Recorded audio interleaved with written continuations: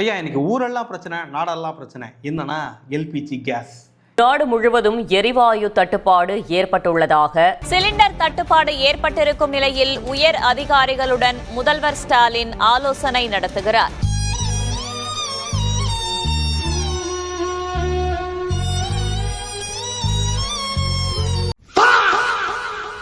Gas cylinder கிடைக்கல அப்படின்னு சொல்லிட்டு பெரிய தட்டுப்பாடு, கமர்ஷியல் சிலிண்டர்ஸ் கிடைக்கல அப்படிங்கிறதெல்லாம் மெயினாக சென்னையிலலாம் கொஞ்சம் பெரிய தக்கமாகவே இருக்குது.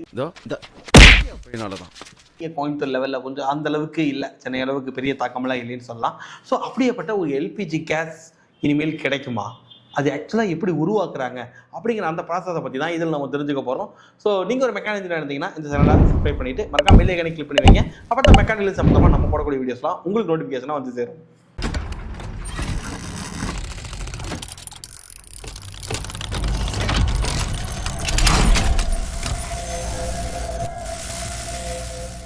வெல்கம் ஃப்ரெண்ட்ஸ், உங்கள் கேகே எம்இசிலிருந்து. ஏன்னா எல்பிஜின்னா உங்களில் நிறைய பேருக்கு தெரிஞ்சிருக்கும், லிக்விஃபைடு பெட்ரோலியம் கேஸ் அப்படின்னு. அதாவது வந்து பார்த்திங்க அப்படின்னா ஒரு கேஸை வந்து லிக்விடாக மாற்றி நம்ம யூஸ் பண்ணுவோம். ஃபஸ்ட்டு இதே எதுக்கு பண்ணுறாங்க அப்படிங்கிறத ஒரு பெரிய இது சில பேருக்கு தெரிஞ்சிருக்கலாம், பல பேருக்கு தெரியாமலும் இருக்கலாம். ஏன்னா நீங்கள் ஒரு கேஸாக தான் வச்சுருக்கணும் அப்படின்னா கரெக்டாக சொல்கிறேன்னே. இப்போ உங்கள் வீட்டில் எல்பிஜி சிலிண்டர் இருக்குது. இந்த சிலிண்டர் வந்து பார்த்திங்கன்னா ஒரு 14.8 kg இருக்கும்னு நினைக்கிறேன். இந்த 14.8 kg வந்து லிக்விடாக தான் உங்கள் சிலிண்டரில் இருக்கும். இதவே நீங்கள் கேஸ் ஃபார்மேட்டில் அப்படியே நீங்கள் ஸ்டோர் பண்ணணும்னு ஆசைப்பட்டீங்கன்னா இதுக்கு வந்து உங்கள் வீட்டுக்கு மேலே ஒரு சிண்டெக்ஸ் டேங்க் இருக்குது இல்லையா, அந்த சைஸுக்கு ஒரு சிலிண்டர் வேணும் இந்த 14.8 kg கேஸாக வைக்கணும்னா. ஆனால் அதே கேஸை லிக்விடாக மாற்றினீங்கன்னா நீங்கள் வீட்டில் பார்த்த அந்த சின்ன சிலிண்டர்லேயே உள்ள அடக்கிட முடியும். அதனால இந்த ஸ்டோரேஜ் எல்லாம் இன்னும் கம்மி பண்ணி இருக்கிறதுனால கேஸாக இருக்கிறத லிக்விடாக மாற்றுறோம். ஆக்சுவலாக அந்த கேஸாக இருக்கிறத லிக்விடாக எப்படி மாற்றுறாங்க அப்படின்னு பார்த்தீங்கன்னா, நான் இப்போ சமீபத்தில் ஒரு ஷார்ட்ஸ் போட்டிருந்தேன், அதோட சொல்லியிருந்தேன்.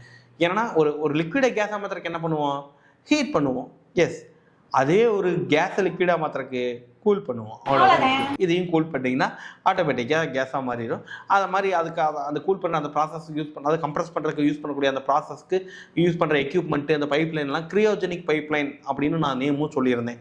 இதான் கிரியோஜெனிக் பைப்லைன், அதாவது மைனஸ் டெம்பரேச்சரில் வேலை செய்யக்கூடியது தான் கிரியோஜெனிக் பைப்லைன். ஓகே, இதெல்லாம் ஒரு புறம் இருக்கட்டும். இப்போ இந்த எல்பிஜி கேஸ் எப்படி உருவாகுது? என்னையா ஓவரா பேசுறான தவிர பாம்ப வெளியே விட மாட்டேங்கிறானையா. இது வந்து பார்த்தீங்க அப்படின்னா க்ரூட் ஆயிலிருந்து டேரெக்டாக நம்மளுக்கு கிடைக்குதா அப்படின்னா இல்லைங்கய்யா. ஏன்னா க்ரூட் ஆயில் வந்து நிலத்துலேருந்து எடுத்து அதை அப்படியே டக்குன்னு கொண்டே பாய்லரில் போட்டு அப்படியே ஹீட் பண்ணுவாங்களான்னா பண்ண மாட்டாங்க. அந்த க்ரூட் ஆயிலில் இருந்து நீங்கள் இம்ப்யூரிட்டிஸ் எல்லாம் ரிமூவ் பண்ணணும். சாலிட் ரிக் இருக்கும், லிக்விட் இருக்கும், கேஸஸ் இம்ப்யூரிட்டிஸ் இருக்கும். இது எல்லாத்தையும் அதிலிருந்து நம்ம ரிமூவ் பண்ணதுக்கு அப்புறமா தான் அதை பாய்லருக்கு கொண்டு போவாங்க. ஸோ பாய்லர் ஒரு 350 to 400 degree செல்சியஸ்க்கு அதை ஹீட் பண்ணுவாங்க. அதுவும் ஒரே பாய்லரில் டக்குன்னு கீழே தீயை வச்சு விட்டு எரிச்சு விட்டு அப்படிலாம் பண்ண முடியாது. அதுக்குன்னு சம் ப்ராசஸ் இருக்குது. அந்த ப்ராசஸை மேக் பண்ணி அந்த க்ரூட் ஆயிலை ஃபுல்லாக ஹீட் பண்ணி அந்த ஹீட்டான அந்த க்ரூட் ஆயிலை கொண்டு காலமில் கொண்டு விடுவாங்க, கீழேருந்து மேலே விடுவாங்க. அப்போ என்ன ஆகும் அப்படின்னா அதோட டென்சிட்டி வெயிட்டுக்கு தகுந்த மாதிரி கொஞ்சம் திக்காக இருக்கிறதெல்லாம் கீழே இருக்கும், லேசாக இருக்கிறதெல்லாம் மேலே போயிடும். விச் மீன்ஸ் கேஸ் எல்லாம் இருக்குன்னா அது அப்படியே மேலே போயிடும். ஸோ இந்த மாதிரி ப்ரொப்பைன் பியூட்டேன், அந்த அதாவது ப்ரொப்பைன் தான் அதுக்கு மெயினான ஒரு சோர்ஸ் எல்பிஜி இந்த மாதிரி கேஸ் ஃபார்மேட்டில். ஸோ மேலே வந்து பார்த்திங்க அப்படின்னா காலம்லாம் கேஸ் எல்லாம் மேலே இருக்கும். ஸோ மிட் லெவலில் வந்து பார்த்திங்கன்னா பெட்ரோலுக்கு தேவையான ரா சப்ஸ்டன்ஸ்லாம் இருக்கும். கீழே வந்து பார்த்திங்கன்னா தார், வேக்ஸ், ஆயில் அந்த மாதிரி ஐட்டம்ஸ் எல்லாம் கீழே இருக்கும்.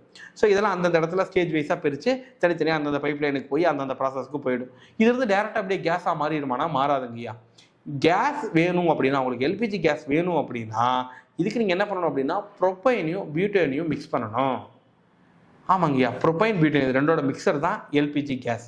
ஓகே, இந்த ப்ரொப்பைன் வந்து பார்த்தீங்கன்னா ஒரு 60%, பியூட்டன் வந்து ஒரு 40%, ரெண்டையும் அப்படியே அள்ளி போட்டு மிக்ஸ் பண்ணிங்கன்னா ஓகே உங்களுக்கு வந்து எல்பிஜி கிடைச்சிடும். அதாவது எல்பிஜி கிடைக்காது, ரெண்டு மிக்ஸ் பண்ணி எரியறதுக்கு ரெடியாக இருக்கும். ஆனால் இதை நான் சொன்ன மாதிரி கேஸ் ஃபார்மேட்டில் இல்லாமல் நீங்கள் லிக்விட் ஃபார்மேட்டுக்கு மாற்றணும். இதுக்கு என்ன சொன்னேன், கூல் பண்ண சொன்னேன். ஓகே, கூல் பண்ணுறதுனா எவ்வளோ பண்ணுறது? ஜென்ரலாக இந்த கேஸ் எல்லாம் நீங்கள் லிக்விடாக மாற்றணும் அப்படின்னா -, டிகிரிக்கு கொண்டு போகணும். ப்ரொப்பைன் வந்து பார்த்தீங்கன்னா நீங்கள் உங்களுக்கு அதாவது லிக்விடாக மாறணும் அப்படின்னா ஒரு -42 டிகிரி போச்சுன்னா இது வந்து லிக்விடாக மாறும். அதுவே பியூட்டன் கேஸ் வந்து 0க்கு கீழே போனாவே அவர் வந்து லிக்விடாக மாறிடுவாப்பில், அவர் பெரிய பிரச்சனை கிடையாது. இது ரெண்டுமே மிக்ஸ் பண்ணி பக்காவாக ஒரு சிலிண்டரில் அடைச்சி தான் நம்ம வீட்டுக்கு வருது. அப்போது ஆக்சுவலாக நம்ம யூஸ் பண்ணக்கூடிய டொமஸ்டிக்கில் யூஸ் பண்ணக்கூடிய இந்த எல்பிஜி கேஸுக்கு வந்து கலர்லெஸ், ஓடர்லெஸ். எஸ், வாசனை இருக்காது, கலரும் இருக்காது, பார்க்கவும் முடியாது, உணரவும் முடியாது. இல்லையே எங்கள் வீட்டில் கேஸ் லீக் ஆச்சுன்னா எனக்குலாம் வாசம் அடிக்குது அப்படின்னா, ஆமாம் வாசம் அடிக்கும். ஏன் அடிக்குது அப்படின்னா அதுக்கு காரணம் வந்து யார் அப்படின்னா எத்திலீன் மெர்காப்டைன்னு சொல்லிட்டு ஒரு கெமிக்கல். இதை வந்து நீங்கள் இந்த எல்பிஜி கூட மிக்ஸ் பண்ணி தான் நம்மளுக்கு டொமஸ்டிக் பர்பஸ்க்கு கொடுப்பாங்க.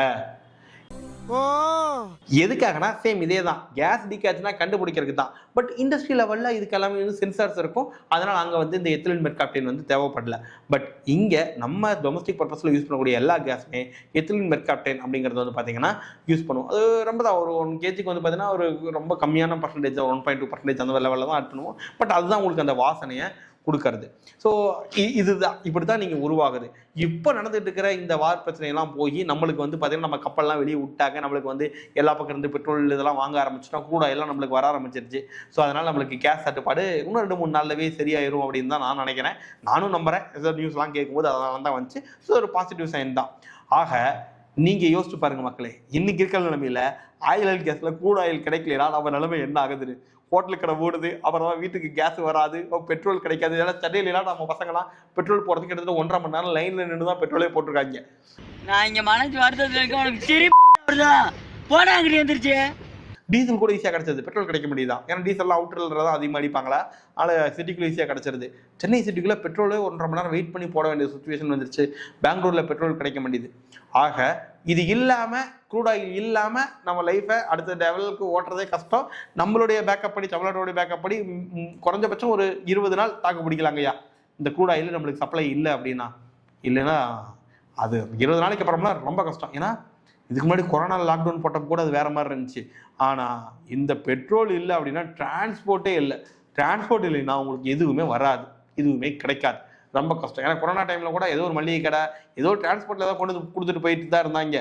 ஆனால் இது வந்து ரொம்ப மோசமான ஒரு சூழ்நிலைக்கு போகும். அதே மாதிரி இந்த க்ரூட் ஆயில் நீங்கள் நினைக்கிற மாதிரி இந்த கேஸுக்கும் பெட்ரோலுக்கும் மட்டும்தான் இருக்குதா அப்படின்னா கிடையாதுங்கய்யா. நம்ம யூஸ் பண்ணுற பிளாஸ்டிக்கில் இருந்து ரோடுக்கு போடுற தார் வரைக்கும், இன்ஜின் ஆயில், லூப்ரிகன்ஸு, இது எல்லாமே அதில் தான் வருது. நிறைய பிளாஸ்டிக் பொருள் இருக்கட்டும், ஏன் மேக்கப்புக்கு யூஸ் பண்ணுற காஸ்மெட்டிக்ஸ்லேருந்து எல்லாத்துக்குமே இந்த பெட்ரோலியம் ப்ராடக்ட்ஸ் கண்டிப்பாக தேவைப்படுது. க்ரூட் ஆயில் தான் ரா சப்ஸ்டன்ஸாக இருக்கும், அதுலேருந்து தான் இது எல்லாத்தையும் பிரித்து நம்ம எடுப்பாங்க. ஓகேவா? ஸோ இதனால் என்னென்னா இந்த ஆயில் அண்ட் கேஸ் இண்டஸ்ட்ரி வந்து பார்த்திங்கன்னா எப்போவுமே வேலை இருந்துகிட்டு தான் இருக்கும். யார் என்ன பண்ணாலும், யார் எங்கே போகிறன்னு இருந்தாலும் இது இயங்கிட்டு தான் இருக்கணும். ஏன்னா இது இயங்கினா தான் மக்களோட அன்றாட வாழ்க்கை வந்து ஓடிக்கிட்டே இருக்கும் அப்படிங்கிறது எல்லாமே புரிஞ்சுக்கிட்டு இன்றைக்கி இதில் வந்திருக்குது. ஓகே, இதில் ஒரு முக்கியமான விஷயம் என்ன அப்படின்னா, உங்களுக்கு இந்த எல்பிஜி கேஸ் வந்து பார்த்தீங்கன்னா சிலிண்டர் வெடிக்குமா அப்படின்னு எங்கள் சொந்தக்காரங்களாம் அப்படி சமீப காலத்தில் எனக்கு கேட்டாங்க. கேஸ் வெடிக்காதா அப்படின்லாம் கேட்டாங்க. கேஸ் வெடிக்காதானா ஆக்சுவலாக சிலிண்டரில் அவ்வளோ சீக்கிரம் வெடிக்காதுங்கய்யா. ஏன் வெடிக்காது அப்படின்னு பார்த்தீங்க அப்படின்னா, சிலிண்டர் வெடிக்கிறதுக்கான அங்கே எதுவுமே கிடையாது. நீங்கள் என்னென்னா சிலிண்டர் மேலே அப்படி நெருப்பு பற்ற சொன்னால் வெடிக்குமானா அப்படிலாம் வெடிக்கிறது. இந்த படத்துலலாம் காட்டுவாங்க இல்லையா, சிலிண்டர் லீக் பண்ணி விட்டு இப்படி கொளுத்தி போட்டோம் டம்முன்னு வெடிச்சு, அப்படிலாம் வெடிக்காது. ஏன்னா எல்பிஜி கேஸை பொறுத்தளவுக்கு அதுலேருந்து கேஸ் வந்துக்கிட்டே தான் இருக்கும். இப்போ ரூம் இருக்குது, இந்த ரூம் இருக்குது. இப்போ இந்த ரூமுக்குள்ளே வந்து பார்த்தீங்கன்னா நான் எல்பிஜி கேஸை ஃபுல்லாக திறந்து விட்டுட்டு பற்ற வச்சனா வெடிக்குமான்னு கேட்டிங்கன்னா அதெல்லாம் வெடிக்காது, தீ கூட பிடிக்காது. என்னங்க எனக்கு ஒன்றுமே புரியல. ஆமாம், ஏன்னா இது ஃபுல்லாகவே எல்பிஜி தான் இருக்குது, அதில் தீ பிடிக்கிறதுக்கு வாய்ப்பே கிடையாது. ஏன்னா எல்பிஜி கேஸ் ஒரு 1.8லேருந்து 9%க்குள்ளே இந்த ரூமுக்குள்ளே இருக்குது அப்படின்னா, ஃபுல்லாக காற்று அதில் 1 to 1.8லேருந்து ஒரு 9%க்குள்ளே தான் இருக்குதுன்னா மட்டும்தான் அது எரியும். 1.8 கீழே இருந்துச்சுனாலும் ஒன்றும் பண்ண முடியாது. 9%க்கு மேலே எல்பிஜி கேஸ் ஜாஸ்தியாக இருக்குதுனாலும் அங்கே எரியறதுக்கான சாத்தியக்கூறுகள் கம்மி. அதே மாதிரி நீங்கள் ஒரு பெரிய டேங்குக்குள்ளே நீங்கள் இதை கொளுத்தி போடுறீங்க அப்படின்னாலும் அங்கே தீ பிடிக்காது. ஏன்னா தீ எரியறதுக்கு என்ன வேணும்? ஆக்சிஜன் வேணும். ஓகேவா? ஸோ வீட்டில் எரியறதுக்கோ ஆக்சிஜன் வெளியே இருக்கிறனால தான் உங்களுக்கு எரியுது. ஆக இது வந்து சிலிண்டர் வந்து நீங்கள் வெடிக்கவெல்லாம் வைக்க முடியாது. எப்போ வெடிக்கும் அப்படின்னா, அந்த சிலிண்டரை எக்ஸ்டர்னலாக இருந்து நீங்கள் நிறைய ஹீட் பண்ணும்போது உள்ள ப்ரெஷர் பில்ட் ஆகி, ஏன்னா ஆல்ரெடி ப்ரெஷரில் தான் இருக்கும் சிலிண்டருக்குள்ளே, உள்ள ப்ரெஷர் ஓவர் ப்ரெஷர் பில்ட் ஆகி பிளாஸ்ட் ஆனால் தான் உண்டு. அதுக்கு நீங்கள் இதை ஃபுல்லாக ஹீட் பண்ணணும். அப்போ ஹீட் ஆச்சுன்னா வெடிச்சிருமானா அந்த ஹீட் நம்ம கொடுக்குற அளவுக்குலாம் கிடையாது. அது அவ்வளோ ஹீட்லாம் நம்மளால் கொடுக்கவும் முடியாது. ஜென்ரலாக சூரிய ஒளியில் வச்சா வெடிக்குமானா அதெல்லாம் வெடிக்காது. அதே மாதிரி இது ஆக்சுவலாக வந்து பார்த்தீங்கன்னா நம்ம வந்து இந்த பெரிய கமர்ஷியல் கிச்சன்ஸ்லாம் வந்து பார்த்தீங்கன்னா கடைசியாக கேஸ் சிலிண்டர் கம்மியாயிருச்சுன்னா தொண்டையெல்லாம் கரகரங்குது. கேஸ் சிலிண்டர் கம்மியாயிருச்சு அப்படின்னா ஒரு சுடுதண்ணிக்கில் எடுத்து வச்சாங்க அப்படின்னு இன்னும் கொஞ்சம் நேரம் சேர்த்து தெரியும்பாங்க. ஆக்சுவலாக அது உண்மை தான், எரியும். ஏன்னா உள்ள அந்த லிக்விடும் இந்த ஹீட்னால இன்னமும் வந்து பார்த்தீங்கன்னா ப்ரெஷர் ரிலீஸ் பண்ண ஆரம்பிக்கும். அதனால இன்னமும் நம்மளுக்கு கொஞ்சம் எக்ஸசிவான கேஸ் நம்மளுக்கு கிடைக்கிறதுக்கு வாய்ப்பு இருக்கு. தெரியாதவங்க தெரிஞ்சுக்கோங்க. ஸோ எல்பிஜி வந்து இது இத்தனை நாள் உங்களுக்கு எப்படி இருந்துச்சுன்னு தெரியல. இந்த 2 நாள் எல்பிஜி கம்மியானது கண்டிப்பா உங்களுக்கு ஒரு தாக்கத்தை ஏற்படுத்திருக்கோம் நாங்க நம்புறோம். ஸோ அது ஏற்படுத்தினாலும் இந்த விஷயங்கள்லாம் உங்களுக்கு வந்து தெரிஞ்சுக்கிறதுக்கு ஒரு நாலேஜபிளா இருந்திருக்கும்னு நினைக்கிறேன். இந்த மாதிரி விஷயங்களை தொடர்ந்து பார்க்கறதுக்கு நம்ம எம்இசி யூடியூப் சேனலை லைக் பண்ணிக்கங்க, ஷேர் பண்ணிக்கங்க, அப்புறம் என்ன பண்ணுங்க, சப்ஸ்கிரைபும் பண்ணிக்கங்க. Thank you so much.